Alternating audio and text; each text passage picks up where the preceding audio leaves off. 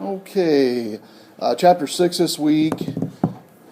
We're going to be going over here in just a second.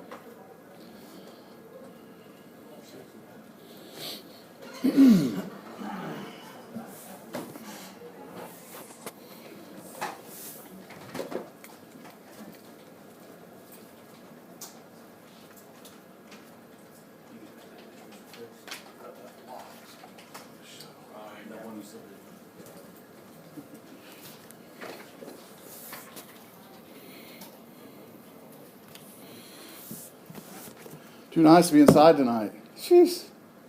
Anybody, hope we get a chance to walk outside at least a little bit.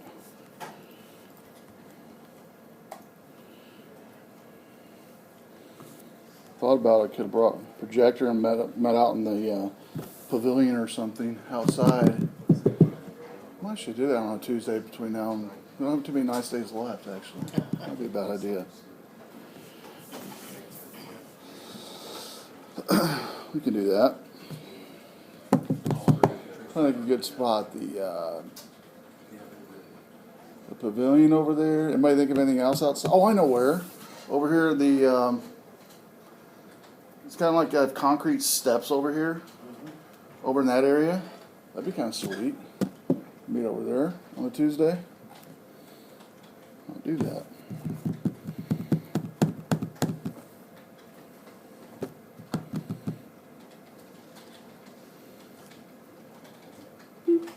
Browser security on Thursday. We're going to be going over browser security using Internet Explorer. Quiz as always. And review questions. So the reason we're going to use IE is that's the number one browser that businesses still use today. And it's probably not going to be changing anytime soon. That's the way it is. You say, why is that? I'm glad you asked. One of the reasons is most of your business apps are developed by Microsoft, and so their browsers are all, their apps that they design are designed around Microsoft Internet Explorer. And so not that they don't work in Chrome or Firefox sometimes, but majority of times they don't. And those of you that have had any type of web app or application that works with a browser, if it's a Microsoft product, it's going to work with a Microsoft web browser. Make sense? And so, also too, Chrome does not work with Java and does not work well with security protocols, per se. Now, secure websites is fine, like a bank website. But even some bank websites, I think, are forcing users to use, or wanting them to use like IE or Firefox. Firefox is much more secure than Chrome, as far as security goes. Firefox worked a lot of years, and in fact, the new version of Firefox that just came out, you've not downloaded in a while. If you're a Chrome user, which I love Chrome just for general browsing, the Mozilla Foundation that creates Firefox has got a lot of cool development type labs out there that you can download for free, and if you're into that. But anyway, they have a lot of cool bells and whistles on the new Firefox browser. Anybody downloaded the new Firefox browser and played with it any? You like it? Yeah, it's. I've actually been using it more the last week than Chrome, actually, for general browsing. So much I like it. So I just got tired of Chrome because a lot of sites I go to uses Java and Java applets and things of that nature, and it tells you right there, can't run Java. And so I don't know whose decision that was. I think it was a licensing decision, actually. With some microsystems, they had kind of a battle with Chrome because Java does work with IE and Java does work with Firefox. So, anyway, all right. Well, let's go ahead and start tonight on networking with as it pertains to devices on the network.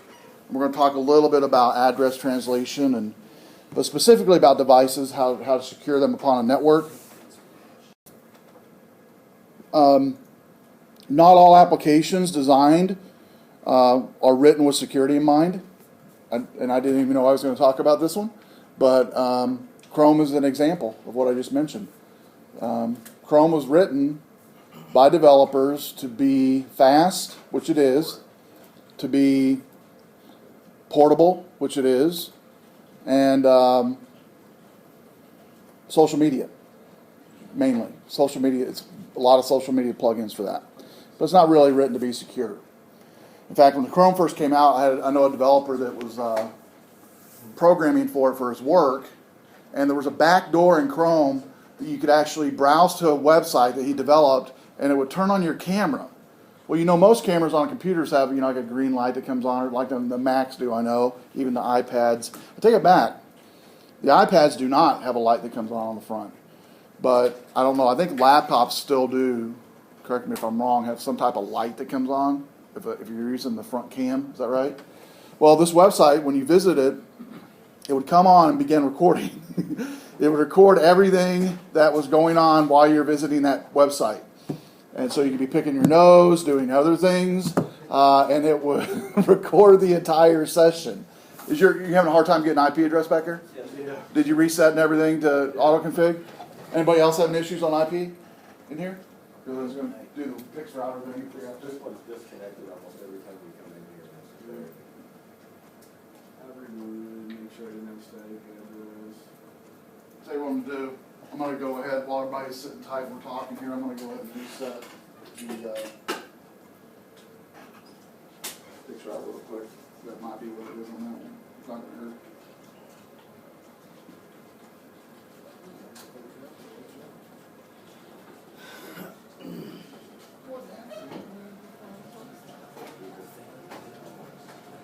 Okay, give it a minute, let me know. About 2 minutes, actually. All right. So, everything's not written for security in mind.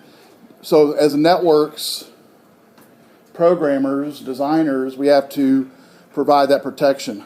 And that protection can come from software, it can come from hardware, both. Networks with weak security invite hackers. We've talked about honeypots in here a little bit. And in October, I'll be bringing a honeypot machine in. We'll be playing with it some. Basically, it's just an open machine. It's purposely designed to be weak, to allow users to come in, attackers to come in, to go towards that computer versus anybody else in the building. And then security network, as far as aspect of security network, you got network devices themselves, routers, switches, hubs, network technologies that are employed. So you got everything from VLANs, virtual LANs, to subnetting that you could do to create security areas. So for instance, if you're wanting an area on your network for only your CEO and top level folks to talk amongst, you can create a VLAN for those guys, and only they will be able to see each other's traffic and be able to talk to each other on that traffic. So that's one example. Maybe HR would be on there as well, maybe security. In fact, talking about security, when we're talking about Internet Explorer, which we're going to be doing Thursday, the new protocol for Internet that's being worked on, and like MIT and Harvard, one of the protocols that's being worked on is a certain channel, a unique channel, for emergency personnel only. So fire, police, governmental will have a certain channel band IP range that'll be basically theirs. No one else can use it. That's one of the new things. It'll be probably in the next 4 or 5 years we'll be seeing that. And then finally, the design of the network itself. There's such terms you'll hear in network design called a flat network, where everything's on one network IP address and not real secure, to maybe networks that have multi-tiered IP address ranges and subnetting and VLANs, and being much more secure as far as just the design of it. Security features found in network hardware do provide a basic level of security. What I mean by that is when you pull out a router or a switch, or even a home user buys a Wi-Fi router, there are certain minimal security things out of the box that it has turned on for you. Everything else, though, you're going to have to program in and code in and rule in yourself. Make sense? And so I know, like when Wi-Fi routers first came out for consumers, you were not forced to set a password. on the admin account. Now I believe for most routers that you purchase today, one of the first things it forces you to do is change the password as soon as you access that device. So little things like that has come along, kind of evolved. OSI, the Open Systems and Interconnection Model, which we talk much about in pct110. We go over the 7 layers of the OSI model. Basically, it says in that model that network devices are classified based on function. Function being you've got such layers as application layer, session layer, protocol layer. You've got a network layer. So all different types of layers you've got in an OSI model. And basically, they put categories of networking protocols in that model or in that feature. Standards released in '78. They were revised in '83. Still used today. Some companies specialize in, say, level 2, level 3 area of the OSI model. So they maybe specialize in application session, which would be the actual hardware of the computer going out to the NIC card. This illustrates how devices work on a network, how data is delivered once received. OSI model breaks down things into 7 layers. Each layer is a different task. Each layer cooperates with adjacent layers. Here's the layers actually as they are. The first one is a physical layer. This is the one that actually job is to send the signal of a network to receive the signal from a network. And so this is the one actually you're looking at when you plug in your cable into the back of your PC or laptop, plug in your Ethernet cable. Next would be the data link layer. This is responsible for dividing packets of that data as it's flowing out. Network layer takes that route that's important to determine how fast things get there and the reliability of it. This would be like in the switch level. Transport layer, responsible for ensuring error-free data. Session layer, responsible for permitting 2 parties on a network to keep going on with that communication. Presentation layer, this is concerned with how the data is presented. It's getting ready for the application layer, which ports that data to a certain application on a computer via maybe an internet, maybe be a messenger, maybe be email system, whatever that might be. And so that's the 7 layers of the OSI model. If you ever take any networking exams, you have to know the 7 layers and how they work and a simple definition of each one of the layers. Hubs, when I first started developing networks, we pretty much had servers and dummy hubs for the most part. There was the high-end, expensive switches back then, but not many companies had them. Educational facilities did. Larger companies had them, but smaller companies just used a server and a whole bunch of hubs to connect a network. And hubs, I've always called them dummy. They're dummy devices. They're not really smart. Whereas today's switches that we have and the ones you have at home with your Wi-Fi routers are fairly intelligent on data load and load balancing and things of that nature. But a hub basically just connects multiple Ethernet devices.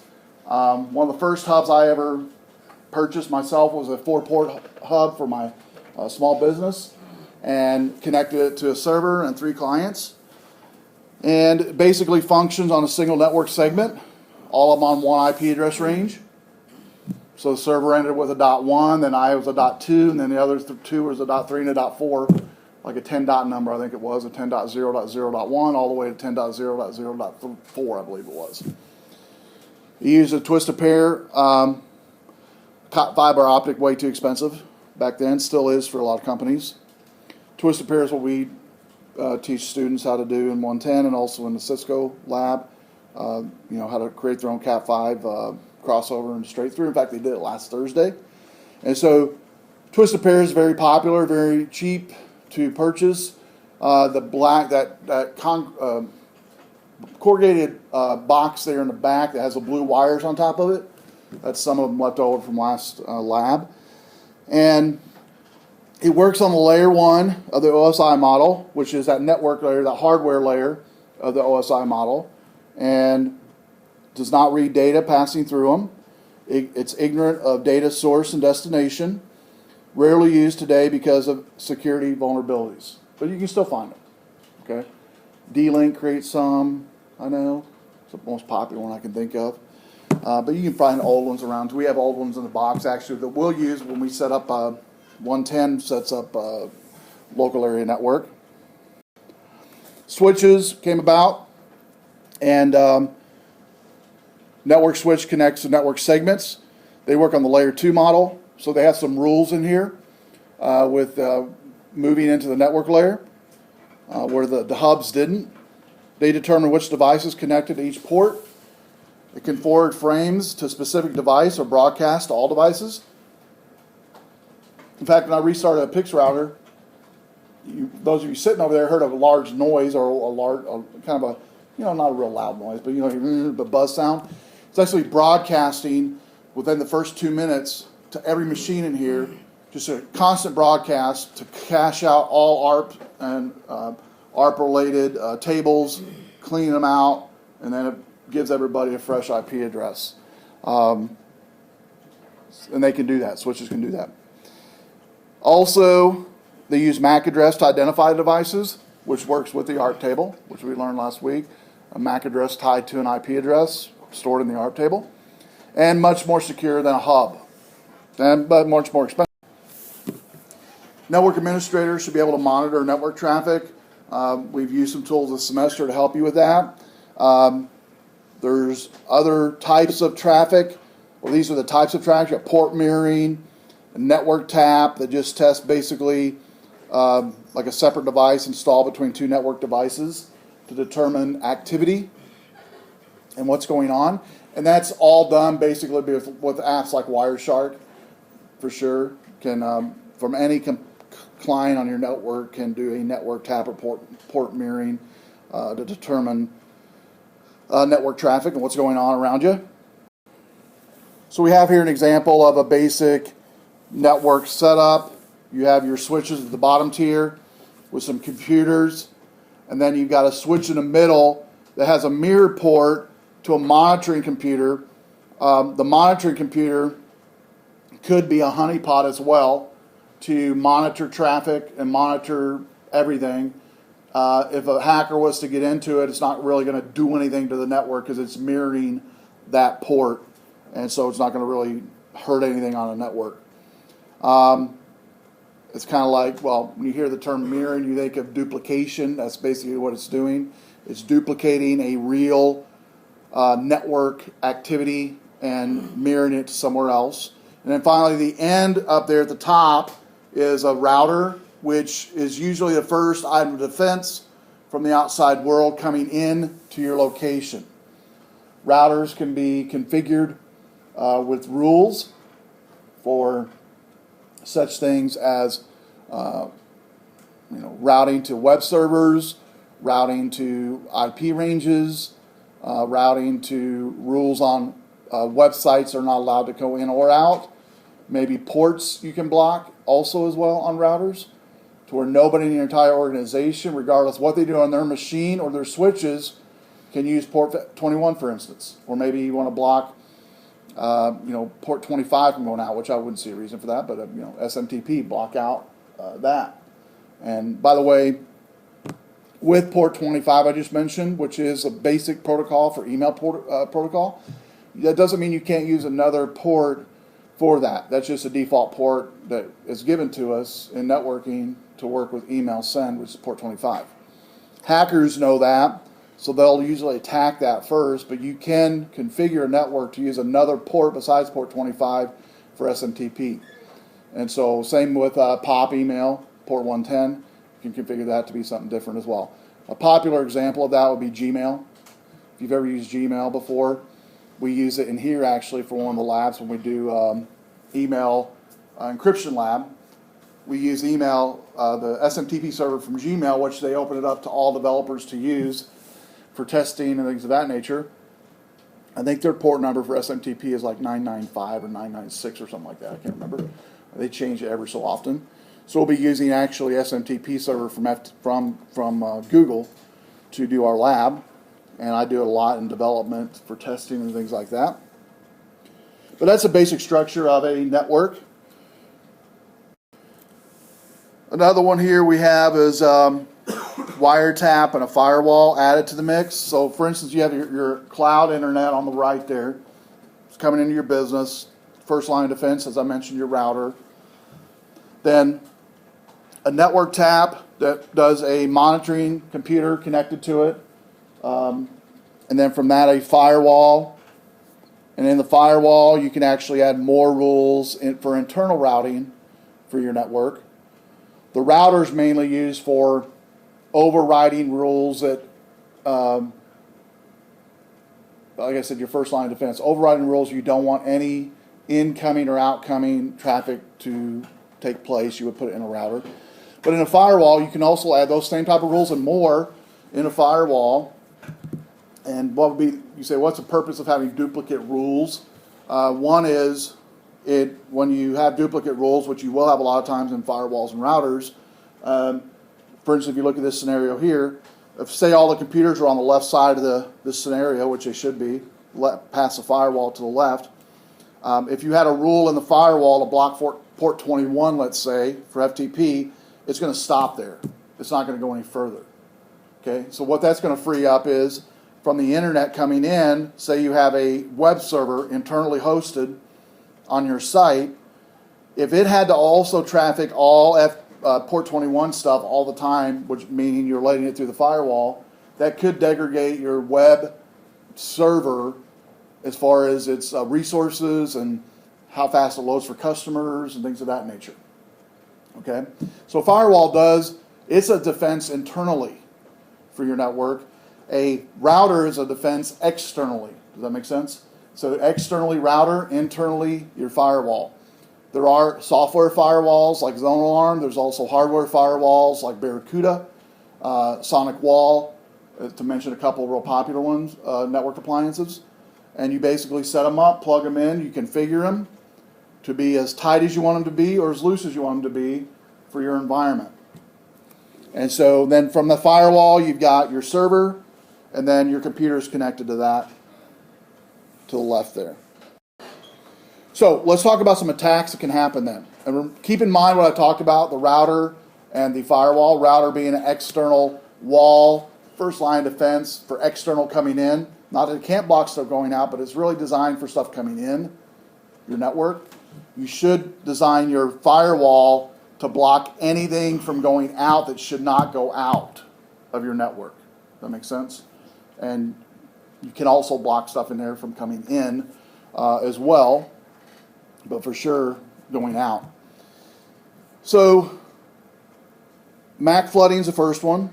An attacker knows wants to overflow a switch's address table with a fake MAC address, forcing it to act like a hub, sending packets to all the devices. You use a switch that can, security defense on this is use a switch that can close ports with too many MAC addresses. We talked about this when we did the man-in-the-middle attack, and then also when we did the lab for MAC cloning MACs. It also talked about how you can limit the amount of MAC addresses on a network and then block those ports. And you can do that. You can configure those rules with a switch, actually. And then MAC address impersonation. This is the lab we did here. If two devices have the same MAC address, a switch can send frames to each device. An attacker can change the MAC address on their device and match the target's device MAC address, thus getting all the traffic from the network to that attacker's machine, just like we did in the man-in-the-middle attack. I cloned basically the IP address and MAC address of the actual .1 server in our environment. And then configuring the switch for security here, configure the switch so that only one port can be assigned per MAC address. That would stop that from happening. ARP poisoning. We use this as well in the man-in-the-middle. The attacker sends a forged ARP packet to the source device, substituting the attacker's computer MAC address. Security device defense would be using an ARP detection appliance. Sonic Wall has them on there. Barracuda has them on there as well. ARP detection ARP prevention and detection appliance. Basically on that one, I think I mentioned during that lab at the end, it just blocks your ports from any network activity, quarantines that computer, locks down any activity from your Ethernet coming out and going in. And until you physically override it in Barracuda, it just stays that way. You can also set it up to last for 10 minutes, 20 minutes, whatever, until you have a chance to fix it or to trace it down, what's going on. Port mirroring, an attacker connects his device to a switch mirroring port. And a security defense on this one, or a fix, is to secure the switch in a locked room, like in here. This room is locked usually. If it's not locked and you come by and it's empty, let somebody in the CIS office know about it, because it should be locked, and alarmed too. Now there is times I'll walk out and come back and stuff like that, but generally if it midday or late in the evening, if you see this thing open and nobody's in it, you can probably let somebody know about it so they can get it locked. Because there is some, especially in that corner of the room over there, in those cabinets, some switches that, on average, $2 to $3 grand a piece. Some of those switches over there. So, not to say most users would even care or know about it, but people that know about networking know about it. So, network tap's the next one. A network tap is connected to the network to intercept frames. You say, how can they do that? I'm glad you asked. You guys are just full of questions tonight. You plug in a Cat 5 cable into an open port in your environment.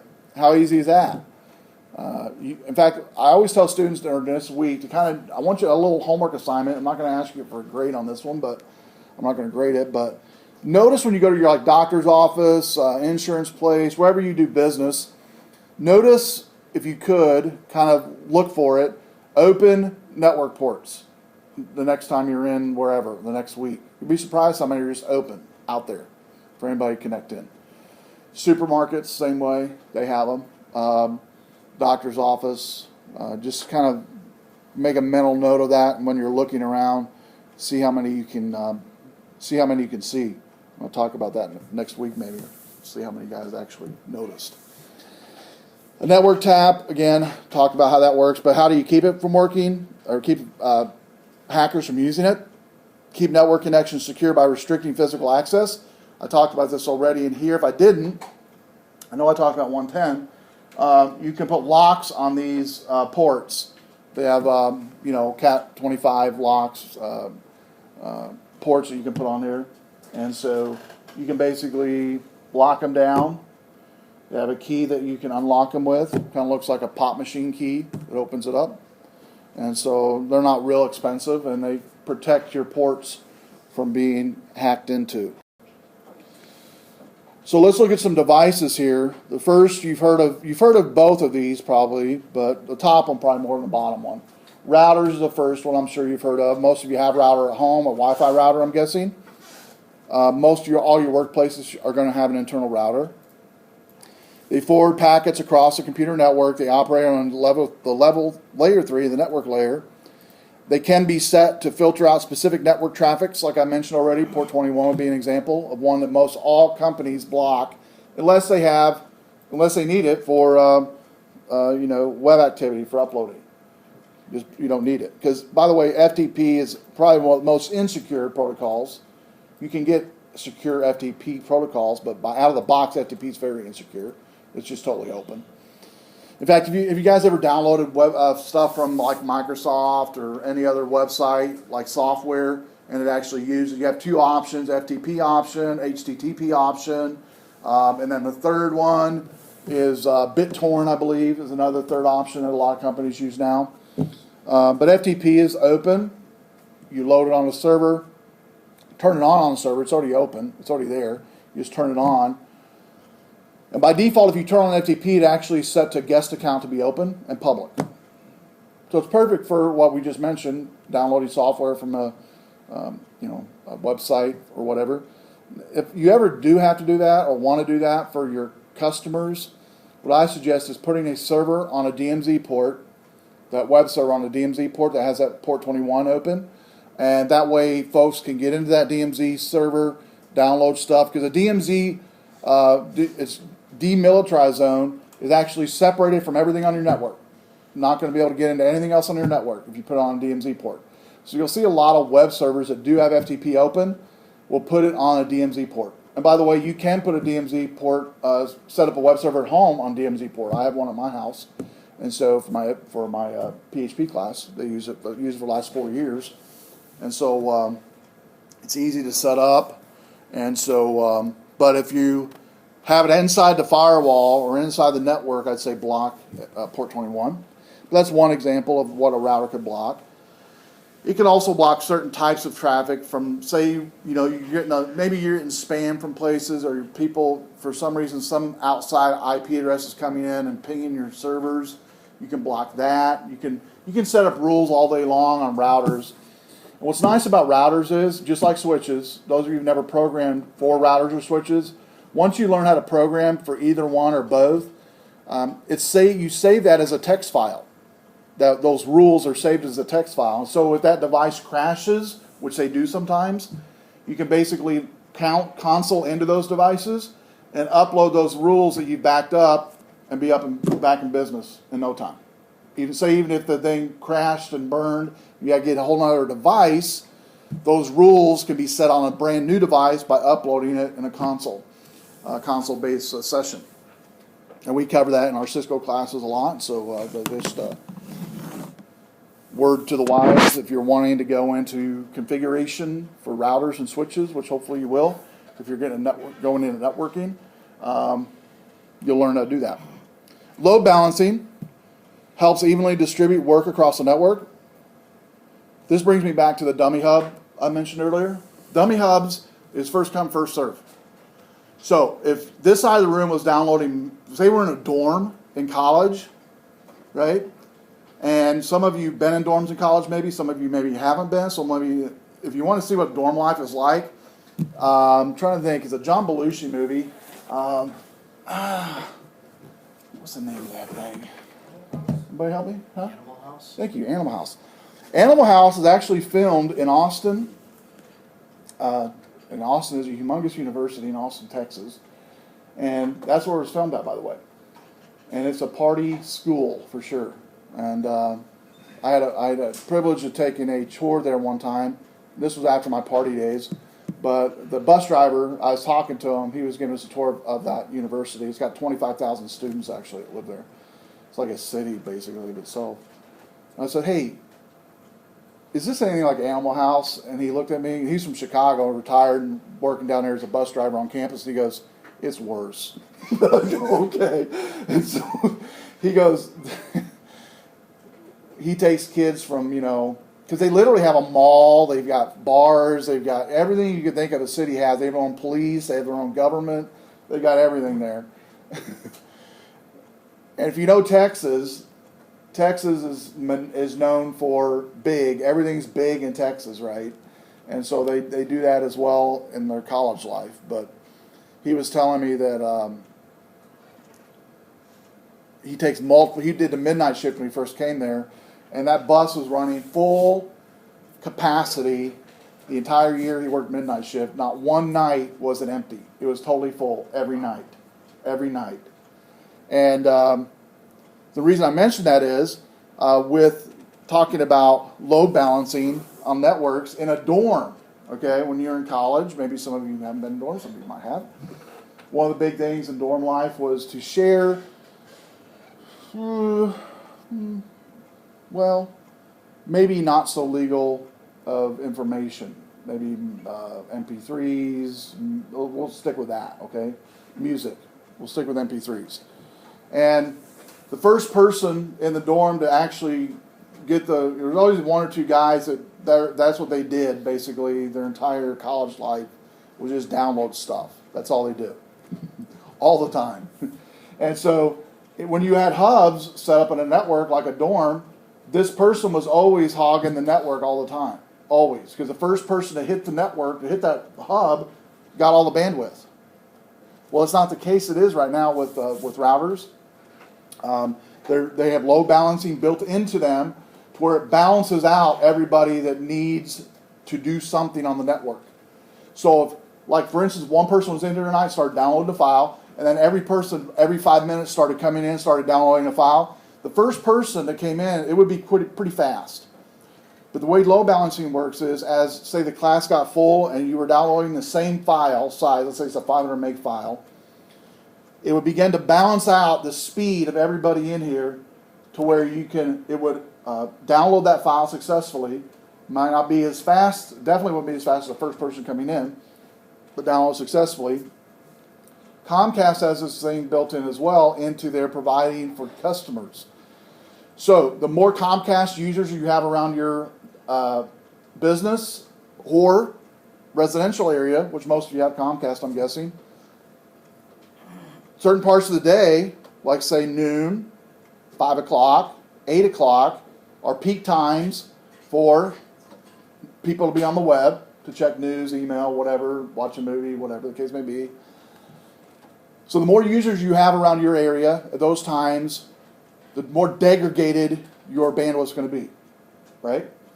So the best time to download files is when then? If you're wanting to download an ISO for a Linux install or an image from Microsoft for an upgrade, what would be the best time to download the file? At noon, 5 o'clock, 8 o'clock, or what time you think? Overnight. What was it? Overnight. Yeah, overnight, like, midnight, 1, 2 in the morning. Start the thing up because you've got load balancing that Comcast uses for all of its providers. We can scale that down to you as a small company. Your switches or routers actually do the same thing. They will load balance things coming across the network to allocate those to multiple devices. For a smart device. Advantage of load balancing is it reduces probability of overloading a single server, optimizes bandwidth for network computers, reduces network downtime. So it basically is like a governor. Anybody know the term governor when it comes to engines? I've worked on engines a little bit over the years. My brother's a great mechanic. I'm more of an auto body guy, but I worked a little bit on engine. I know what governors do, and they govern the speed of an engine, basically. Where it can only cap out at, say, I know a guy that worked for a trucking company. They had a governor on their engines where they could only go 55 miles an hour. That's it. No matter how bad they had to get there, 55 was it. Another example is go-kart tracks. They govern all of their engines as well. Networks, you could say the load balancer is kind of a governor on the network to make sure it doesn't hog the network, doesn't crash it. When you go to any website that's any large website like Amazon, you can imagine the load balance they have going on there because they have not only network activity, but they have streaming music now, streaming movies, streaming music. Load balance is achieved through software and hardware, both. So on network servers, you can install software to help you load balancing, but switches or routers actually will have built-in load balancing built into them. The greater the load balancing, as far as more flexibility you have on load balancing, more expensive the devices are. An example would be like Barracuda has load balancing for their email system, for email filtering and web activity. They focus specifically on web activity and email only. You do have other traffic on your network, but most of your network traffic is going to be in those two areas, web and email, right? Now, depending on your business, like say you're in an area that has AutoCAD files. Anybody work in a manufacturing firm or have worked in a manufacturing firm before? AutoCAD files, just so you know, on average, are usually around the gig size or more per file. All right? So when you're pushing that across the network, you can imagine 10 engineers pushing to each other across the network 2 to 3 gig files all day long. You're going to get some major load balancing going on there. But still, even with load balancing going on, you will see a degradation in speed of your network. You try it at home tonight. If you have more than one computer at home, start one computer downloading a humongous file. Doesn't matter where it's at. Just make sure it's a legal place to do it. And then go to the next computer and just try to do general stuff. Browse the web, whatever, and you'll see degradation for sure. And what's doing that load balancing is 2 things doing it. One's your local router that you're connected to does some load balancing. But also the web server you're connected to also will do load balancing as well. Like Microsoft, the more people it has connected to its server downloading a file, the slower it makes those speeds of downloading for every user. Does that make sense? So load balancing is used a lot when it comes to security. So advantages of load balancing when it comes to network security, it can stop attacks directed at a server, because not going to happen with load balancing. Even if you try to, like I believe I had you guys do this one week where we had you hit the F5 key on the web browser to just continually hit the pinging it to where you can see activity using, I believe, Wireshark. I believe I had some of you do that. And it works. But there's some websites, if you do that to, after about a minute, it'll just kill that page on your browser. It doesn't mean the server's down. It's blocked you from hitting the server. It's literally blocked you from coming to its site. Okay, that's part of load balancing. If it sees something like that coming in, it can block that IP address. It can detect and prevent denial of service, which I just mentioned, which would be holding down the F5 key continuously on a website.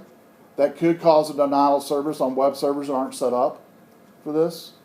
So if you have a home web server and you do an F5 on your website, it'll crash it after a while, especially if you had more than one person doing it. And say you're doing an F5 on a page that's reloading an image or something all the time. It can deny attackers information about the network. It can hide HTTP error pages. It can remove server identification headers. Most of your routers at home have this built into it called NAT addressing. NAT addressing. NAT addressing basically does this. It hides your IP address from the outside world from what it really is. It masks it. It also hides your network device and it masks it as well using NAT addressing. So do not ever turn off NAT addressing when it comes to any type of router. Okay, especially your home routers. It does it for you, built into it. All new network IP addresses are routed going out. So, specifically designed security hardware devices like the routers going now into the firewalls. Firewalls are hardware devices that inspect packets. I mentioned a couple already, Barracuda and SonicWall. Anybody had a SonicWall device? It's actually been out longer than Barracuda, this SonicWall. Or Barracuda, you've heard of Barracuda maybe? Barracuda is much more popular today than SonicWall used to be, or is today. SonicWall used to be much more popular. I don't know if it's, the device was great on SonicWall, and it still is. I just think it's marketing, how they've marketed it maybe.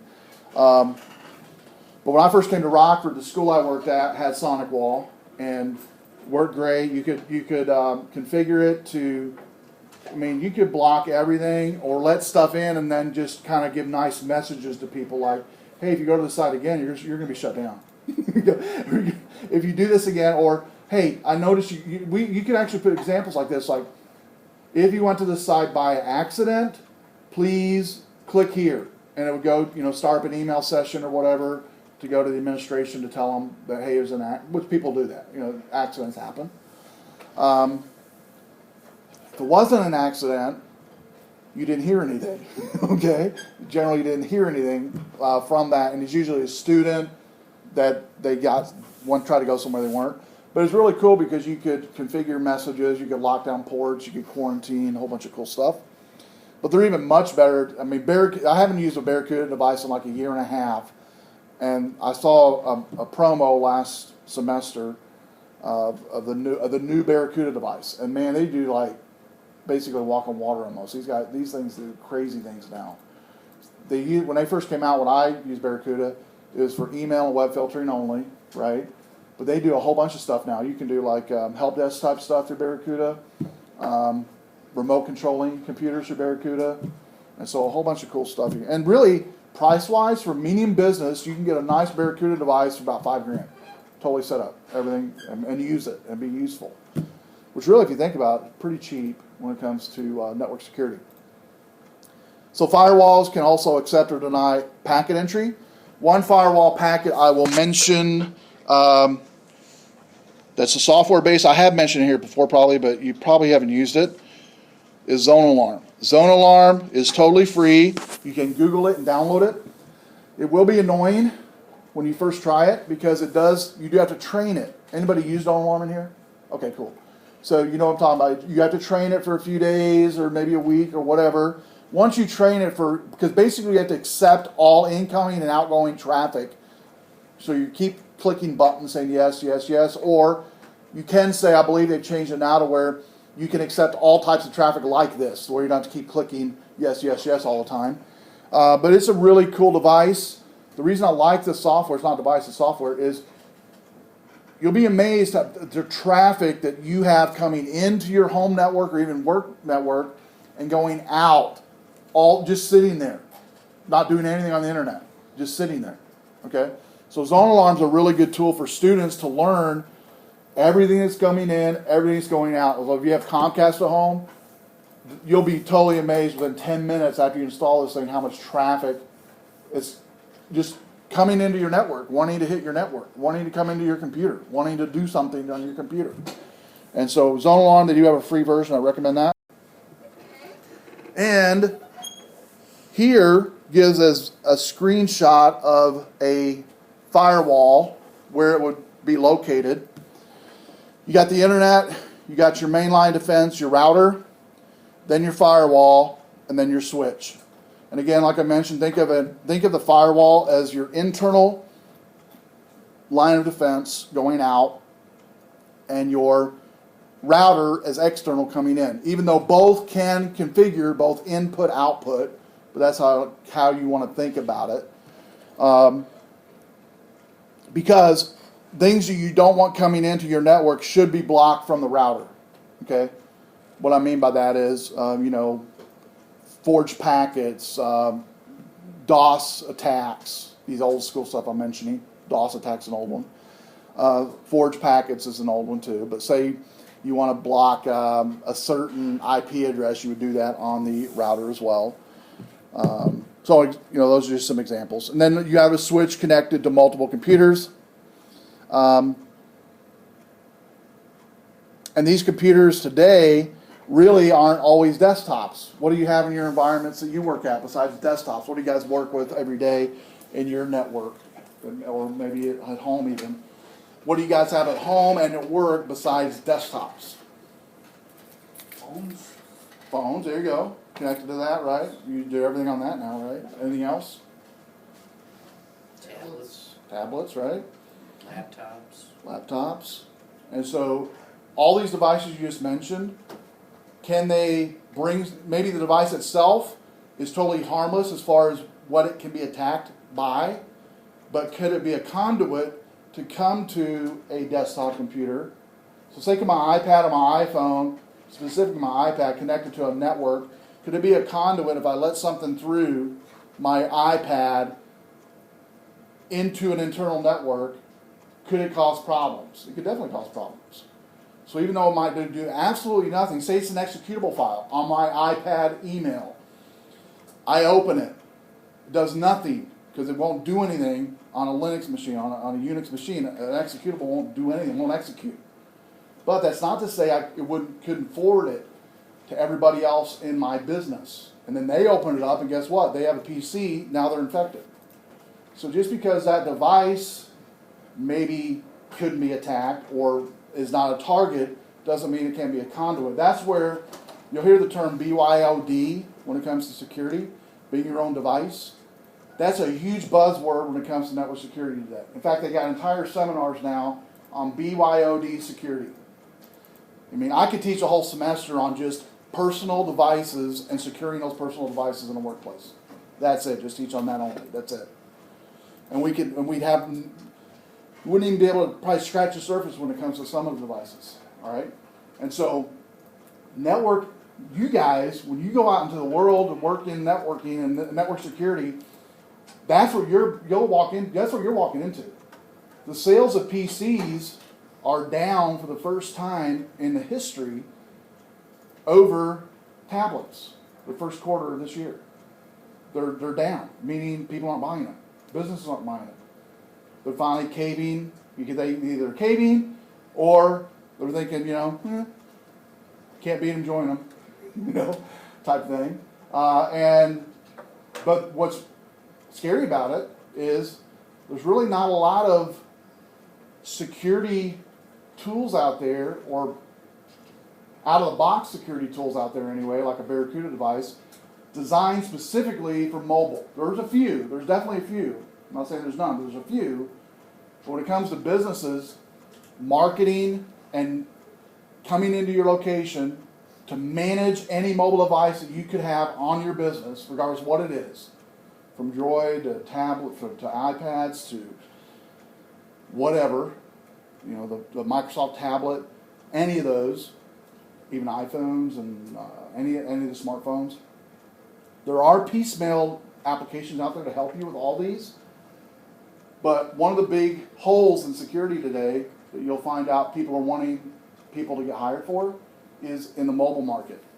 If you know anything about mobile market, you're interested about mobile, you're interested about tablets and how to secure those devices on your network, you can pretty much name where you want to work in the next 5 years, because that's all companies are going to be looking for. The big companies are going to be looking for. Because if you look at your company, I'm guessing the CEOs, I know that it's my job, they've had tablets for like ever since they came out, and they've got the newest and greatest of all of it. We secure what they have, make sure it's secure. That's gonna trickle down to all the users eventually. Sales and everybody will have these. Yeah, do you have a question? Well, on your topic there, I thought I was reading an article about how, even some of the Senate oversight committees or something, they're calling in the manufacturers of cell phones, Right. to develop certain, to have certain security features embedded in the phone, Right. prior to even being able to get licensing to sell or whatnot. Right, right. Yeah, you're right. They're calling for, an example would be, one of the things that, we'll talk about firewalls we'll talk about viruses for a second, just viruses. In the last year, viruses are now they're created as far as doubly for mobile than they are for PCs. Okay? So they're targeting mobile devices more than ever. And so manufacturers like McAfee and Norton, they're selling mobile antivirus like crazy. But to go further what you're talking about, one of the things in mobile devices that's really interesting that surprises me has not happened is, and it has to do more with safety, I guess, and security, is texting while driving. Okay? I can develop an app today for my iPhone that blocks an app from working if that app's moving at X amount of speed. I can block it. So I know it can be done hardware level. The issue is all the passengers that you have in your car. Well, that's a no-brainer. You can put a device in the seat of the car that if you're right above that proximity of that device, guess what? Everything's scrambled when it comes to phones. You can do that too. Now, you talk about scrambling. If you want to get a scrambled device, which you can illegally, you can buy one for your workplace to scramble cell phone technology, cell phone signals. You know, churches want to do that. Businesses want to do that. We track those all the time Yeah. because they wreak havoc on the cell network. Oh yeah, exactly. And the big brother that's blocking this is the SEC, because it's not because they don't agree with the concept or the if you're in a surgery room, these signals or whatever could really cause problems with the devices. Please turn them off. It'd be nice to have some type of way to scramble those where they're not going to be able to work. No matter what you bring in, it's just not going to work. Disable them. The reason the FCC blocks that from happening or making it legal to sell those type of scrambling devices for companies is because they lose money. The FCC loses money. And so it's all about money. It's all about making money. And so it's expensive. The mobile market is making money hand over fist. And so these security protocols you mentioned, there's a whole list of them that they've got. You know, antivirus, blocking texting while they drive, also network security with governmental. Like I know a student last semester that was in armed forces. They do not use any mobile devices anywhere in the armed forces for any type of secure protocol communication because of what you just mentioned. Everything you have to buy to secure protocol has to be downloaded onto the machine. It has to be downloaded and installed on my client. So if I want to talk to you with, say, I don't know, say I want to talk to you with a VPN channel, VPN between me and your workplace, right? Well, I have to install, and they make them. I can download, I have it on my iPad actually, a VPN client from Cisco on my device, a VPN client on your end for your server, and it works, and it is a secure channel. But again, it's something that has to be installed.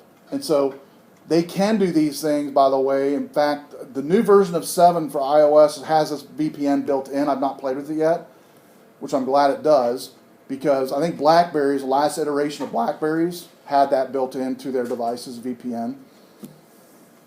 And one of the protocols that will make mobile devices more secure with businesses is a VPN protocol. Okay, having a virtual private network built in, non-software based. It's hardware device on the actual device itself, built in, and software, but it's from the manufacturer. They started doing this actually because of what you mentioned with governmental entities wanting it, but at the same time, businesses are wanting it. If I'm a business, I don't want my salespeople out there communicating with me just through HTTP or through SMTP. I want a secure channel that they're talking to me with. And so, does that make sense? And so the overhead is pretty large. Companies want to do this, I believe. I know Apple does. I know Samsung does. And I don't know I can't speak for the other ones, but I know those two companies have started having VPNs in their actual clients. And but the battle is so new, I guess, especially the government. You can think about the government. We got some technical folks in the government, but for the most part, they're not. They're just guys and gals that want to do good for the public, but they're not really maybe technical savvy. And so they're listening to their constituents. And who is a constituent for the person in legislation? Who is their constituent wanting them to secure these devices? Who is it, you think, that's screaming at them, hey, we need this whatever secured? Who do you think is doing that? Businesses are, yeah. Businesses want it. Businesses want it, and businesses are going to drive it. I think that's why iOS 7 has VPN built in, is because of businesses. They had to have it. Another one that they had to have it for was when you use your device across transoceanic travel. One of the things I know with businesses is when you go over, say, China, we'll use that as an example. China is totally open to, they have everything open when you get over there anyway. They got stuff they're selling that's, when an iPad comes out or whatever kind of new Droid device comes out, or they've already got that copied and they're selling it on the street, left and right. And you can buy them online. And so there's no trade really, no rules when it comes to that.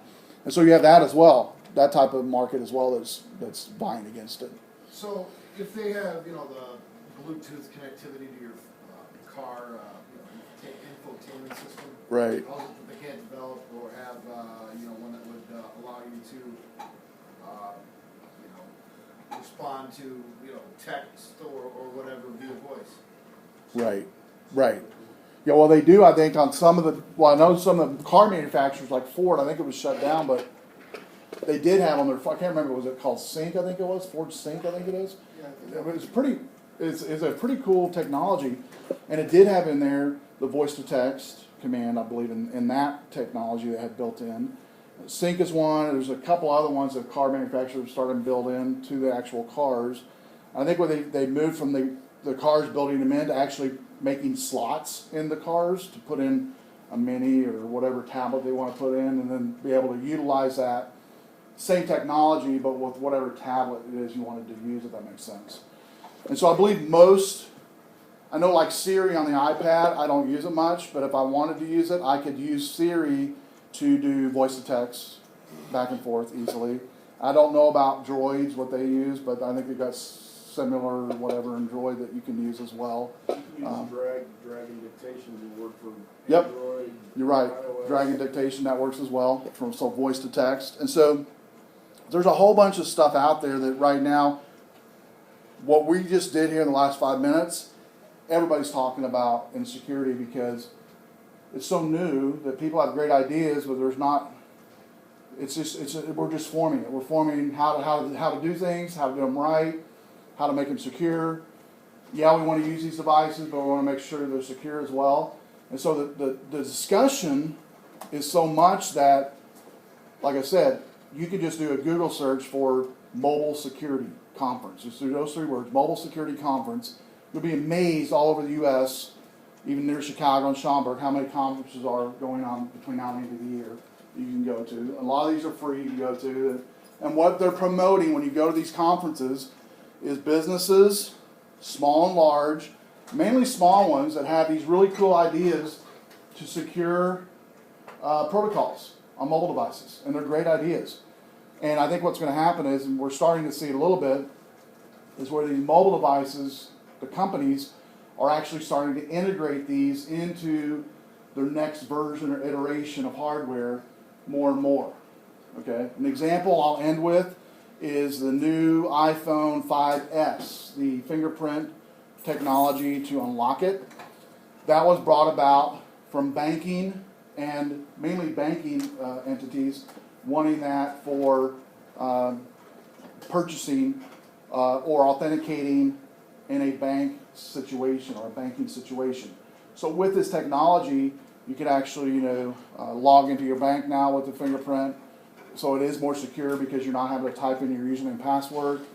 It is unique to you as an individual. Okay. Companies like it as well because companies are actually going to be using it to, you can set up different accounts. So if you and I have a phone, if him and I have a phone in an office, and he's my boss, and I want to purchase something on my iPhone, I have to bring it to him, and he can actually put his finger on it and purchase that device, or purchase whatever it is I'm wanting to purchase.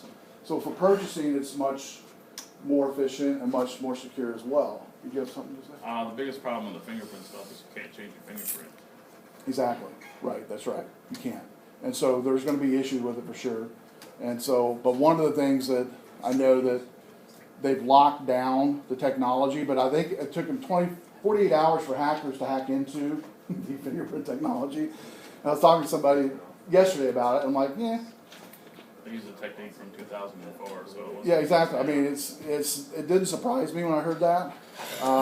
But will there be cool applications for it? Yeah, but for me, it's more a convenience thing than it will be secure. Not to say it's not going to be secure in some applications, but for the most part, I think it's a convenience, cool thing that nobody else has. Yeah.